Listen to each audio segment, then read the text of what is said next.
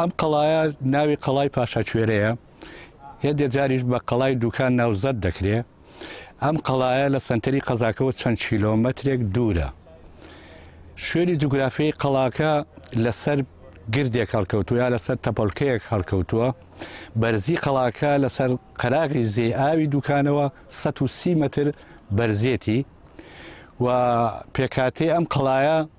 لە دوو قات پێکاتوە و لە قاتی یەکەمی 6 ژوورە، قاتی سەرەوەی 6 ژوورە، بەشی ڕۆژهەڵاتی ئەم قەڵایە 16 متر درێژەکەیەتی، 7 کونەمەتەرێزی تێدایە، بەشی ڕۆژاوای 18 مترە، 8 کونەمەتەرێزی تێدایە. دیارە و کونەمەتەرێزیانە بۆ بەرگریکردن بۆ ئەو سەردەما لە کیان و لە دەسەڵاتی خۆیان. ئەم قەڵایە هێندێک جاریش بە قەڵای دوکان وەک گوتم ناوزەت دەکرێت بە قەڵای پاشاکوێرەی ئەو سەردەمەی کە میر محەممەد پاشای ڕەواندزی کە میری سۆران بووە لە ساڵی 1950 ئەم قەڵایە دروست کراوە. لە ساڵی 1930 ئەم قەڵایە چۆڵ کراوە، بەڵام بەداخەوە ئەم قەڵایە کەوتۆتە بەر لێشاوی ئەوەی ئەم قەڵایە تێک چووە بەهۆی باران و بەهۆی ئەوە هێندێک خەڵک لەوانەیە دەستکاریان کردبێ و ئەم قەڵایە دووری لە 70 کیلۆمەتر کەوتۆتە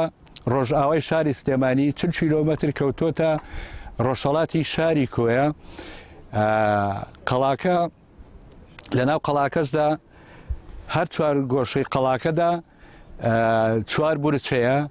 ئەم بورجانە بازنەین و لەناو قەڵاکەشدا خەزانێکی ئاو هەیە. ئەو خەزانە ئاوە 8 متر درێژە، 4 متر پانە. ئەو ئاوەش بۆ گلدانەوەی ئاو بووە لەو سەردەما بۆ ئەوەی لە کاتی گەمارۆدانی قەڵاکەدا بتوانن ئەو ئاوە بەکاربێنن. و هەروەها قەڵایە دوو دەرگای هەیە، دەرگایەکیان لە بەشی ڕۆژهەڵاتێتی، دەرگایەکیان لە بەشی ڕۆژاوایەتی. دەرگاکەی کە لە بەشی ڕۆژهەڵاتی بۆ دەرگایەکی گەورە بۆ بە پێی سەرچاوە مێژوەکان ئەم دەرگایە گواستراوەتەوە بۆ کۆیە، دەرگاکە نەماوە و دەرگاکەی تریش کە کەوتۆتە بەشی باکووریەوە هێندێ بۆ چون و ڕاوایە. ئەو دەرگایە 170 سانتیم بەرزی بۆ، بەڵام دەرگاکە نەماوە و لە ناو چووە. پارەی دیوارەکان، پانی دیواری خوارەوەی 35 سانتیم پام بۆ، بەڵام پانی دیواری قاتی دووهەمی کەمتر بووە، 7 سانتیم بۆ، 7 سانتی بۆ یا 16 سانتیم پام بۆ، لەبەرەوەی قاتی دووهەم تاسیر دەکاتە سەر قاتی یەکەم بۆیە کەمتر بووە. پێکاتەی قەڵاکە لە هێندێ بەردی ناڕێک و قسڵ و گەچ و قوڕ دروست بووە. ئەوە بە چاوی خۆتانەوە دەبینن وەکو باسمان کرد. ئەمە یەکێک بۆ لە ئیماراتەکانی سۆران کە لێرە بوون، داکۆچیان لە خەبات و ماندووبوونی ئەو سەردەمەی خەڵکی کورد کردەوە کە میری سۆران ئەو سەردەما دەست و دەسەڵاتی قەڵەمڕەوی ئەوی گەیشتبووە نزیک سنوورەکانی ئیماراتی بابان و سۆران و هەتا گەیشتبووە قەڵای هەولێر و ئەو ناوچانە لەژێر دەسەڵاتی میر پاشای محەممەد کوێری ڕەواندزی بووە. بەڵێ سنوور و دەسەڵاتی میری سۆران تاس ئەم قەڵایە بووە. ئەمە شورایەکە بۆ لێرە. ئەم شورای مەبەستم لە ئاوەکەیە. ئەم ئاوە سنووری جیابوونەوەی دەسەڵاتی بابانیەکان و سۆرانیەکان بووە.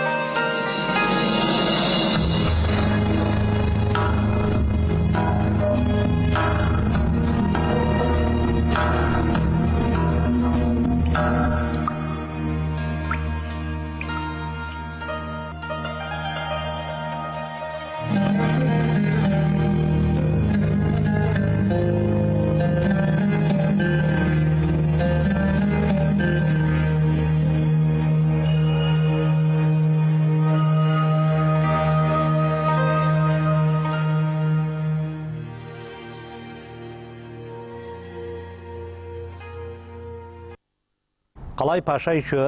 کوێرە یا قەڵای پاشای گەورە کە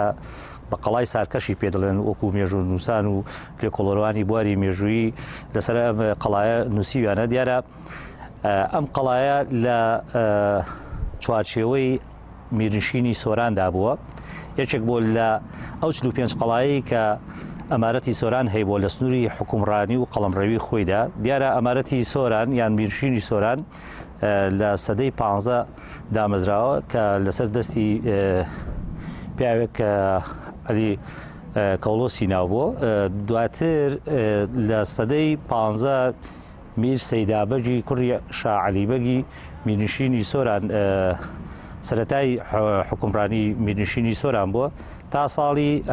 تقریبا 300 سەدە ئەو ناوچانەی کە کەوتونە ژێر دەسەڵاتی باڵین ئەمارەتی سۆران ناوچەکانی هەولێر و کەرکووک و بەشێکی دەشتەکانی نینەوا و مووسڵ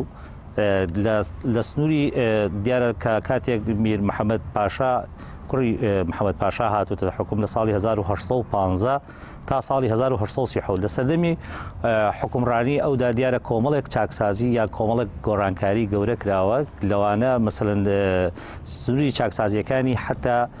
ئەوانەی کە ڕێگری بوون لە مامەکانیشی بۆ لە ناوی بردون لەو بۆ پێی کە هەستاوە هەموو خێڵ و دەرەبەگ و بەگەکانی ئەو سەدەمەی ڕێخستووە لە چوارچێوەی ئەنجومەنێکی بەڕێوەبردننی با بڵین میرنشینی سۆران سوپایەکی بەهێزی هەبووە کە زیاتر لە 50,000 کەس بووە دیارە ئەمەش بۆتە هۆی نیگەرانی ئەو نەتەوانەی تر بە تایبەت ئەو کاتی دەوڵەتی عوسمانی کە هەمیشە چاوی تەماعکاری و داگیرکاریان هەبوو لە سەرخاشی کوردستان بە بەردەوامی میرنشینی سۆرانیش لە گەشەکردندا بۆ کاروباری جەنگی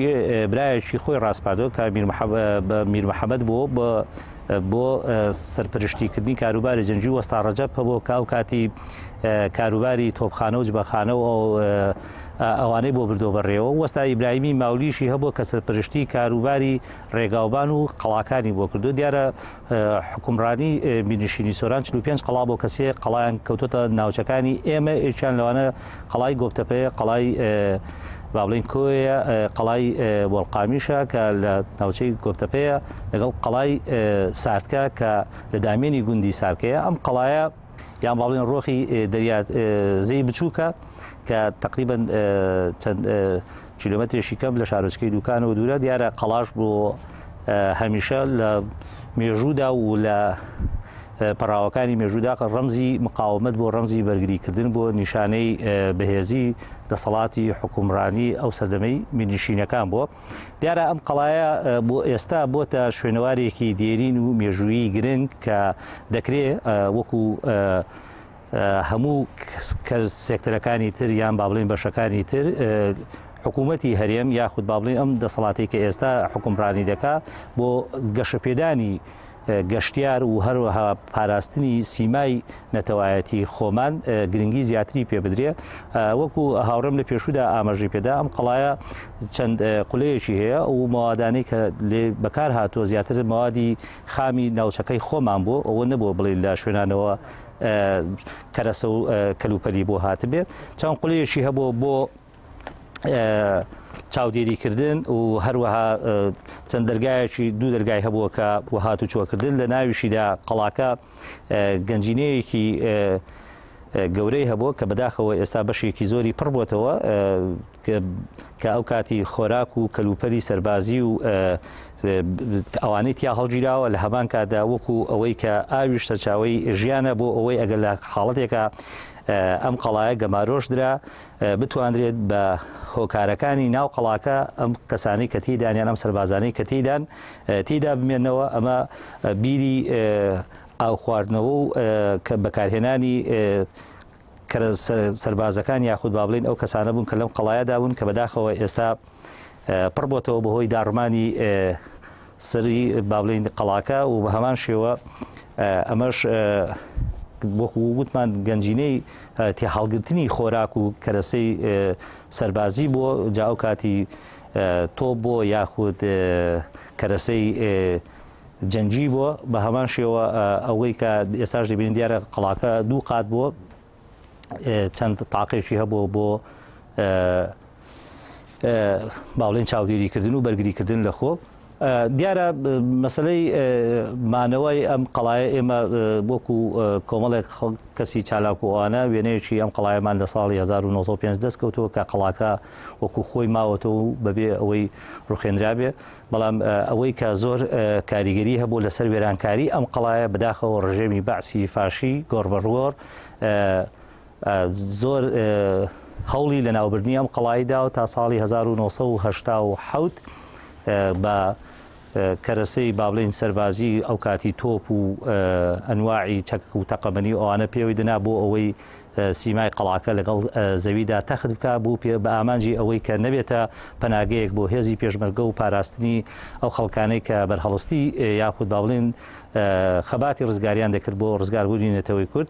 ئەم قەڵایەش دیارە تا ساڵی 1970 هەر بە قەڵەمڕەوی بابلین مینوشینی سۆران ماوەتەوە و ڕوخانی مینوشینەکەش ئەوەش بۆ خۆی جۆرێک لە قسە هەڵدەگرێت بەشێک لە لێکۆڵەرەوانی بواری مێژوویی باز لەوە دەکەن کە وایە بە فتوایەکی مەلای خەتێ ئەم مینوشینە تەسلیم بۆ بەرگری نەکردەوە کە ئەمە لە گەڵ واقعدا ڕاست نییە یاخود بابلین هیچ بەڵگەنامەیەشی دەستنووس و دەقێکی نووسراو نییە کە پژڕاستی ئەو بابەتە بکاتەوە بەڵام سەرکێشەکانی میر محەممەد و جوامێریەکانی میر محەممەد و کە ئەو کاتیش دەوڵەتانی هەم ئیقلیمی هەم ناوچەکە هوزلهێزەکانیش ویستویانە سنوورێک بۆ قەڵەمڕێوەکانی میر محەممەد دابنێن یاخود بیرروخێنن هاتوون بە بیانووی ئەوەی کە دەسەڵاتەکانی فراوان بۆ سەربازگەلیشی زۆری هەیە کە ترسی ئەویان هەبووە ئەم میرنشینە لە میرنشینێکەوە سەر بکا بۆ دروستبوونی دەوڵەتێک ئەوە بۆ بە ڕێنمایی یا باخود بڵێ بە ئەندازیاری وڵاتی باڵین بەریتانیا و بە هاوکاری رووسیا و ئێران و عوسمانیەکان و والی بەغا هەڵیان کوتاوەتە سەر میرنشینی سۆران یان بابلین میر محەممەد ئەوە لە دوجاردا ئەو ناوچانەی کە هاودیان و خەلیفان و بەشێکی دەوروبەری ڕەواندزیش گەمارۆ دەدەن دواتر هیچ بابلین خیارێک بۆ میر محەممەد نامێنێتەوە بۆ ئەوەی کە خۆی ڕادەستکە یا تەسلیمکە یاخود بەرگری بکە ئەوە بۆ ڕەشید پاشا نامەیەک دەنێرێ بۆ میر محەممەد کە لە نامەکەیدا داوای لێ دەکات کە خۆی بدا بەدەستەوە بەڵێنی پێدەدات کە لە سوڵتانی باڵین لای سوڵتانی عالی کە ئەو کاتی لە ئەستەمبول سوڵتان مەحموود بووە شەکوای بۆ بکات کە بە میری بیجێڕێتەوە دواتر لە گفتوگۆی گەڵ ئەنجومەنی ڕاوێژکارانی بابلین میرنشینەکە ئەو ڕاوێژیان پێدەکا و دواتر بڕیاری ئەوە دەدا کە ئەو خیاری دووەم هەڵبژێرێت چونکە مەجالێک نەماوە بۆ هەڵاتن و دەربازبوونیشی بۆ ئەوەی خەڵکەکە پارێزرا و بێ ئەو بەگانە هەبوو لە ناو نەچن